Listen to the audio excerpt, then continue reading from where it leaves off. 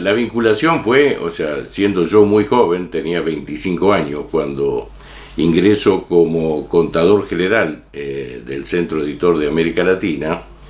Yo, digamos, no lo conocía hasta ese momento.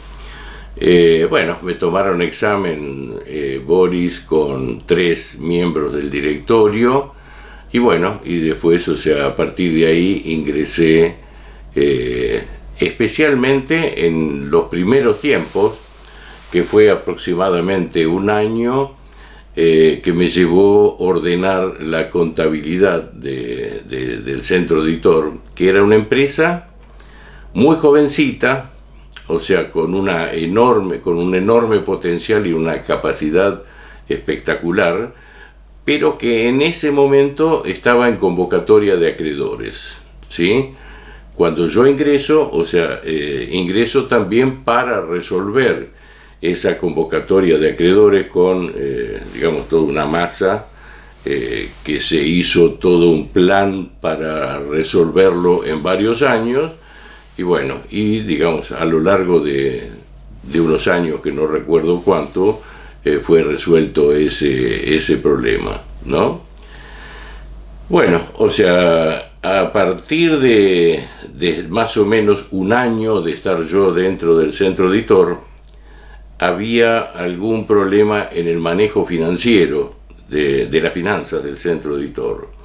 Entonces Boris me pide que me haga cargo también de esa función y empiezo a trabajar, digamos, en el manejo de las finanzas. La empresa, el Centro Editor de América Latina, era una empresa que manejaba digamos, económicamente bien, pero financieramente siempre corriendo y apretado. A mí me han tocado realmente momentos muy complicados en esa gestión, ¿no? El tema es un poco se debe a la propuesta que Boris había hecho para el Centro Editor, que era más libros para más. Entonces, nosotros teníamos siempre 3, 4, 5, 6 colecciones semanales, ¿sí? O sea, quiero recordar en esto de que Boris fue el inventor del fascículo en el kiosco, coleccionables semanalmente. Entonces, fascículo y libros, ¿no? O sea, había colecciones que tenían libro y fascículo, otras colecciones que eran fascículos solo y otras colecciones que eran libros solamente, ¿no? Esas colecciones requerían, para poder ser lanzadas, una inversión muy grande en una cantidad de tiempo generalmente importante, ¿no? O sea, hasta estar a punto de decir, bueno, tengo tantos números para lanzar, ¿no es cierto?, y poder seguir produciendo, ¿no? Toda esa inversión, ¿no es cierto?, tenía que salir del mismo movimiento del Centro Editor. Entonces, normalmente producía cuellos de botella financieros muy complicados, ¿no? Más libros para más. El lema que Boris impuso para el Centro Editor era eso. Además de vender los libros, ¿no es cierto?, a precios accesibles para el conjunto de la gente, ¿no es cierto?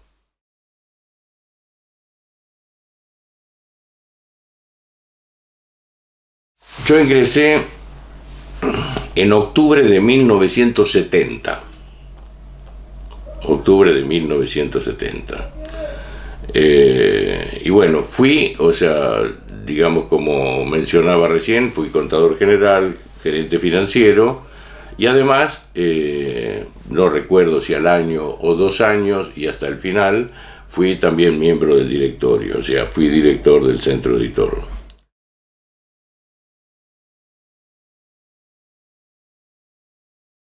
La cantidad, o sea, no hubo una gran variación. Bueno, cuando cerró, sí, o sea, digamos ya el declive fue bastante abrupto pero digamos estaba más o menos en el orden, digamos, oscilando entre 100 y 120 trabajadores, ¿no?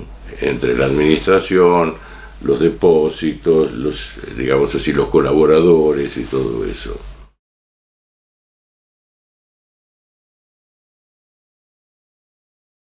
No, no tengo tantas anécdotas, o sea, con los escritores. Sí, digamos así, con la gente que hacía la producción, ¿no es cierto? Como Beatriz Arlo, Luis Gregorich, o sea, gente, digamos así, que han tenido después así una trayectoria.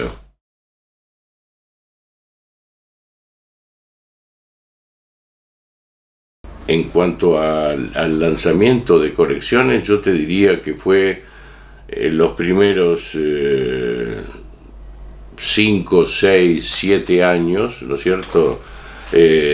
Al centro editor le ha tocado, o sea, tener de alguna forma la carga de ser una editorial con mucha gente de izquierda, catalogada como una editorial de izquierda. Y no nos olvidemos que en el periodo que estoy mencionando, ¿no es cierto?, hemos tenido dos dictaduras. La dictadura de Onganía, ¿no es cierto?, en los años que duró la dictadura de Onganía, por lo menos estando yo incluso dentro del centro editor, del año 70 al 73, pongámosle, hemos tenido dos grandes incendios en dos depósitos que fueron atentados incendiarios deliberados, ¿no? O sea, evidentemente no gustábamos mucho. Y después, o sea, en la dictadura de Videla, bueno, ahí hemos tenido algo que trasciende en forma globalmente, ¿no es cierto? Porque después de la quema de libros de Hitler, ¿no? O sea, viene la quema de libros del Centro Editor de América Latina. 1,5 millones de libros, ¿no es cierto?, que fueron quemados en un baldío de Sarandí. ¿Sí? O sea, con intervención judicial, con toda la cosa, ¿no es cierto?, pero todos jueces manejados por la dictadura militar.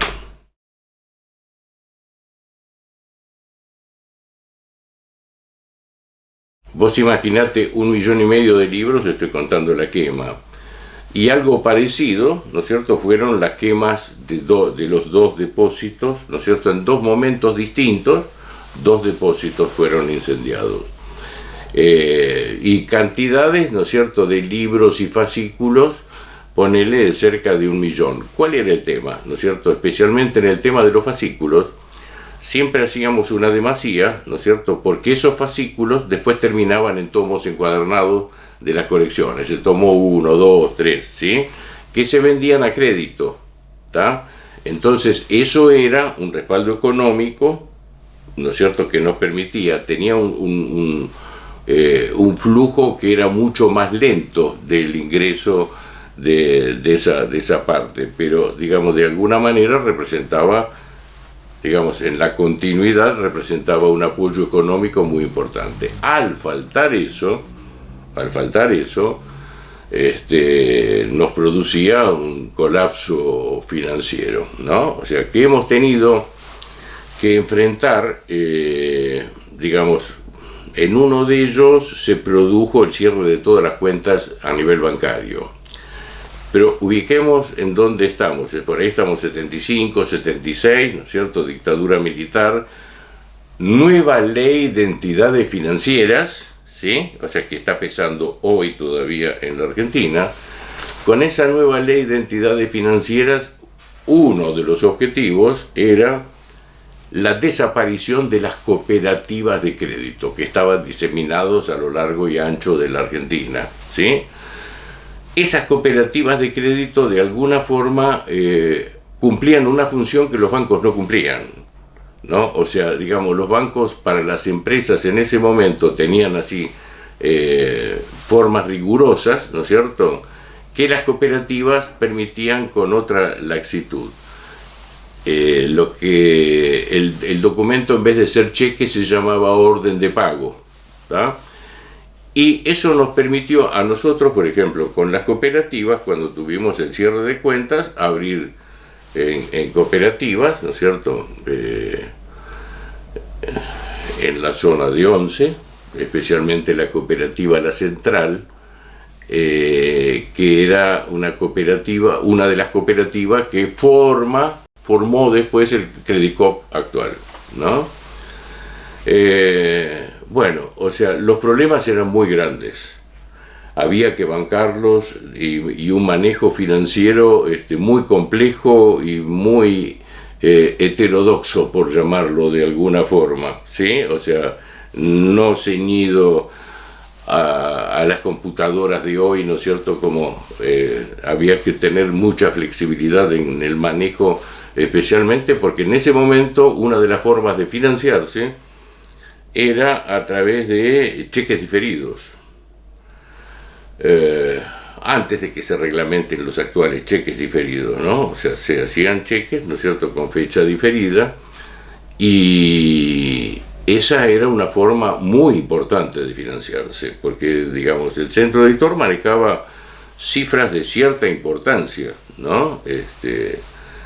Entonces, para la compra de papel, para las imprentas y todo eso, ¿no es cierto?, esta era la forma, se entregaban los cheques diferidos, que después había que cumplir, y entonces había que bailar la conga ahí.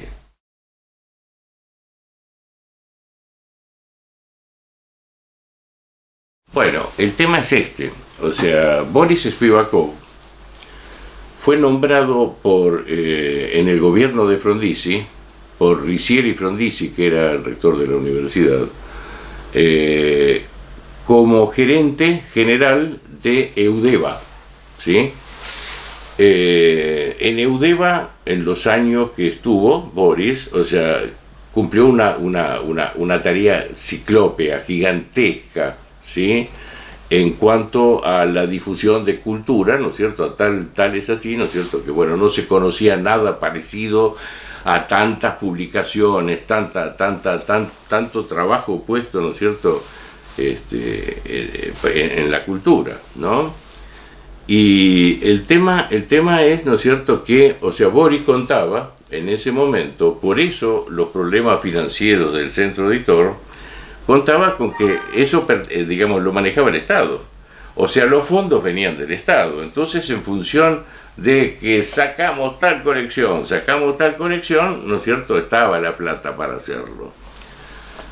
Cuando se da el golpe, el 28 de junio del 66, que derroca, Onganía derroca a Ilía, en esa oportunidad, ¿no es cierto?, lo liquidan inmediatamente a Boris de Eudeva, ¿sí? Estamos hablando del 28 de junio del 66. 21 de septiembre del 66, un ratito después, Boris estaba fundando el Centro Editor de América Latina, para tratar de hacer lo más parecido a lo que él había hecho en Eudeva. Fue, o sea, digamos, en cuanto a la producción, ¿no es cierto?, quiero dar, por ejemplo, algún dato con respecto, estoy hablando del año 69, antes de que yo ingresara en el centro editor. Entre 69 y 70 se lanza una colección que se llamaba Capítulo Universal, ¿sí? Era una colección de literatura universal, ¿sí? Estamos hablando del año 69-70. Había un público completamente distinto, una juventud, o sea, ávida de todas estas cosas, que permitía, por ejemplo, de que cuando se hace el lanzamiento se hace un lanzamiento, digamos así, pensando en mucho, ¿no es cierto?, como que, bueno, Dios quiera que salga como lo pensamos. Se lanzan 100.000 ejemplares de fascículo y libro en la primera semana en todos los kioscos del país. 100.000 ejemplares, 100.000 de libro, 100.000 de fascículo. Se agotaron inmediatamente. Se hicieron reimpresiones y se termina vendiendo del número 1 110.000 ejemplares. Esa colección, o sea, todas las colecciones semanales, tienen una curva descendente a medida que van transcurriendo las semanas, ¿no es cierto? Se estabiliza esa curva, ¿no es cierto?, y toma una forma horizontal cerca de la semana 25-30. Bueno, toda esa bajante termina en algo de 50 y pico de miles de ejemplares semanales de esa colección sola, ¿no es cierto? Para tener una idea, hoy estamos hablando de que cuando uno sale a imprimir un libro, imprime 1000 ejemplares o imprime 5000 ejemplares, y si es un éxito rotundo imprime 20.000 ejemplares. Bueno, para tener idea de la dimensión, ¿no es cierto? Hemos tenido colecciones más exitosas, menos exitosas, ¿no es cierto? Culturales, de geografía, de historia, políticas, bueno.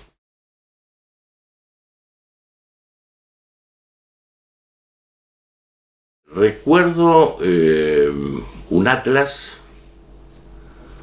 hecho, o sea, ahora me falla la memoria para acordarme del nombre de la directora, que era una persona, ¿no es cierto?, recontra reconocida en el Instituto Geográfico Militar, en todos lados, conocía cada rinconcito de la Argentina, lo conocía, ¿no es cierto? Y fue la primera colección que digamos, de geografía, que aparecía el mapa, ¿no es cierto?, y en la misma cuando uno abre la página, del otro lado una foto satelital del mismo lugar, cosas que no existían en aquel momento. Es decir, estamos hablando de la foto que sale de 30.000 metros de altura, ¿no es cierto?, y nos saca. Entonces, o sea, se estudiaba el mapa, digamos, que teníamos con el mapa logrado a través de la foto satelital, ¿no? Esa colección fue impactante, a mí me impactó mucho. Después otra colección que la termina dirigiendo Beatriz Sarlo, la colección de Biblioteca Política. Esa colección, o sea, tenía mucho más que ver conmigo, ¿no es cierto?, en cuanto a mi camino político. Entonces había, digamos, o sea, muchos libros que me interesaban. Después, Historia Polémica Argentina, ¿no es cierto?, otra colección, que estas colecciones de fascículos terminaban siempre en encuadernados, ¿no es cierto?, que terminaban vendiéndose por otro canal fuera de los kioscos.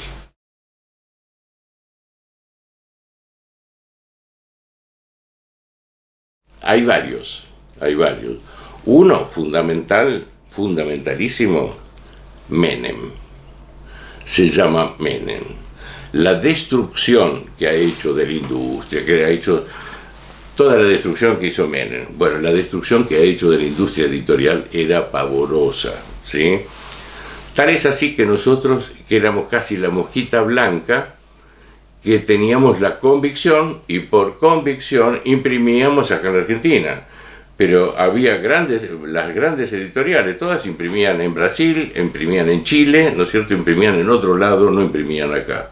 La situación era como que ya se había complicado el tema de la demanda, ¿no es cierto?, la gente ya no tenía la guita que tenía antes, o sea, y tampoco, digamos, ya habían pasado, ponerle 20 años del centro editor, 20 y pico de años, y también el público fue cambiando, ¿no es cierto? El público fue cambiando de la mano del neoliberalismo implantado en el año 76. ¿Sí? O sea, todo ese cambio lo estamos viendo hasta ahora, ¿no es cierto?, el cambio de público, pero ese es otro tema.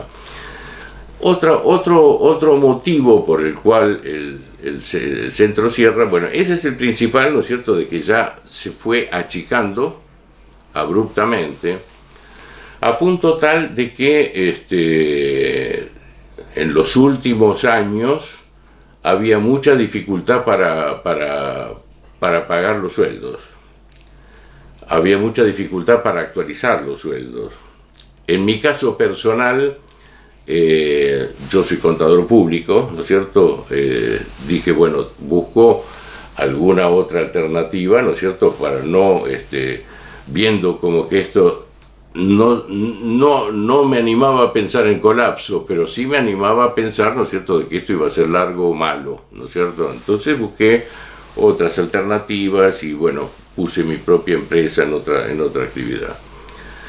Pero el tema es de que a mucha gente le pasó casi lo mismo, ¿no es cierto? Buscaba ya irse a otra editorial, buscaba otros caminos, ¿no es cierto? Y ocurre, ¿no es cierto?, de que Boris ya se empieza a enfermar, ¿no es cierto? Ya empieza a no poder ser el mismo. Y en los últimos 2 años, o sea, yo ya estaba entre mi nueva empresa, ¿no es cierto?, y como asesor, o sea, ya estaba, digamos, seguía ligado, pero no ya formalmente como estaba antes. Y éramos 3 los que tomábamos las decisiones, que eran Boris, López Riesco y yo. Y en poco tiempo, diría que en meses, fallecen los 2. Y eso fue el motivo ya para el cierre, porque el tema es los hijos de Boris, o sea, porque uno piensa así, pero los hijos de Boris, el hijo era psicoanalista, una de las hijas vivía en Estados Unidos, no me acuerdo cuál era la profesión, creo que también por el lado de la medicina, pero nunca les interesó, o sea, meterse en el centro editor, era una cosa del padre esto, ¿no es cierto?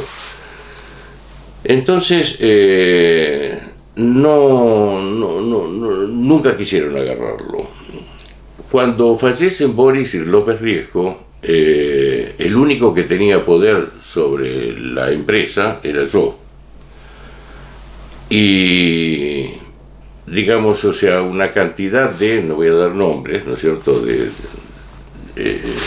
gente de colecciones, ¿no es cierto?, o sea, que gente de peso dentro de la editorial, me vinieron a ver para proponerme, ¿no es cierto?, la firma, porque necesitaban la firma.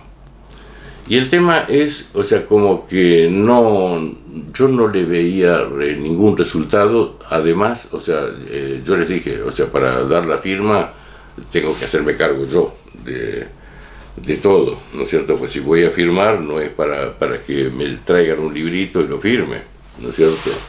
Bueno, y eso es lo que ocurrió, y detrás de eso, bueno, vino el cierre. Bueno, con Boris durante 20 años o más, ¿no es cierto?, estábamos todos los días juntos. Y recuerdo algunos momentos clave, por ejemplo, ¿no? O sea, un momento de un apriete financiero muy grande, ¿no es cierto?, que yo por ahí me quedaba revolviendo papeles en mi escritorio hasta cualquier hora, ¿no es cierto?, a la noche, tratando de encontrar una solución que necesitaba para el día siguiente.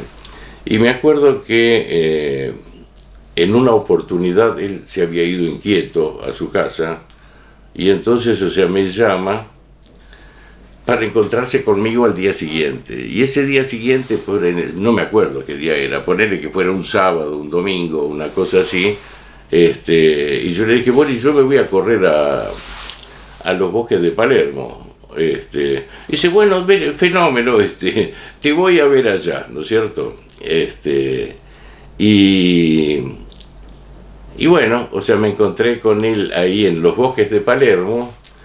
Y Boris tenía la costumbre, ¿no? O sea, te agarraba como si fuéramos novios, ¿no es cierto? Te agarraba del brazo y íbamos caminando, charlando los dos, ¿no es cierto? Y él te llevaba del brazo, ¿no? Esa es una vez que la recuerdo siempre, ¿no? O sea, me acuerdo siempre de él. Boris era un tipo que tenía una inteligencia muy particular, A mí me enseñó muchas cosas, yo era muy joven, ¿no es cierto? Me enseñó muchas cosas.